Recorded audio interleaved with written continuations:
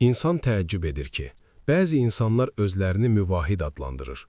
Biz Allaha şərik qoşmuruq, şirkin və küfrün nə olduğunu yaxşı bilirik deyirlər. Amma eyni zamanda açıq-aşkar şirk olan əməlləri edənlərə cahil müsəlmandır deyə bəraət qazandırırlar.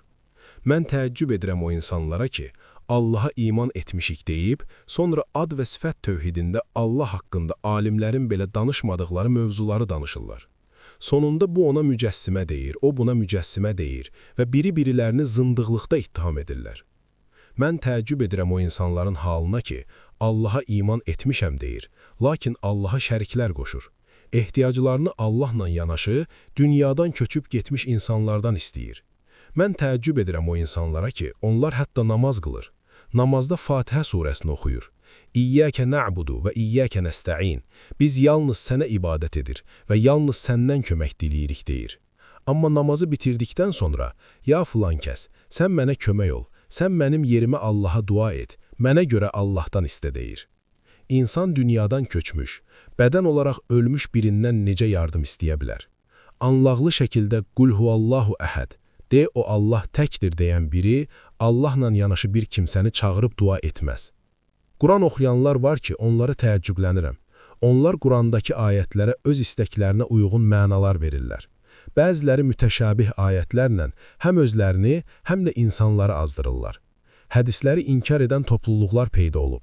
Bu hədisi qəbul edirəm, bu hədisi qəbul etmirəm deyirlər. Və yaxud ümumi olaraq Quran bizə kifayətdir deyib, hədisləri tamamilə bir kənara qoyublar. Halbuki insan Quranı Peyğəmbərin sünnəsi və təfsir alimlərinin izahı ilə anlamalıdır.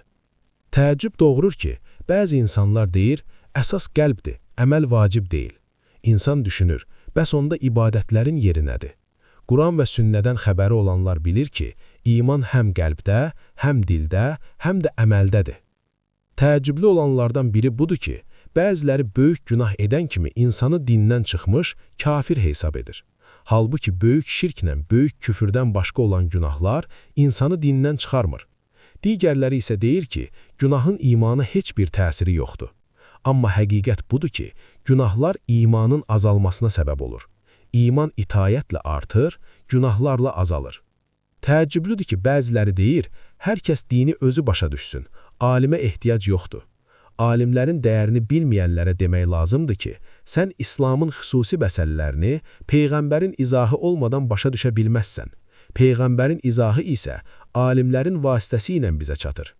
Alimsiz din, başsız bədən kimidir. Amma bütün bunların sonunda insan bir həqiqəti anlayır.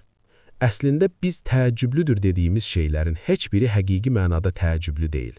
Çünki insan nəfsinə uyanda, istəklərini haqqın önünə qoyanda, bu cür düşüncələrin ortaya çıxması qaçılmaz olur.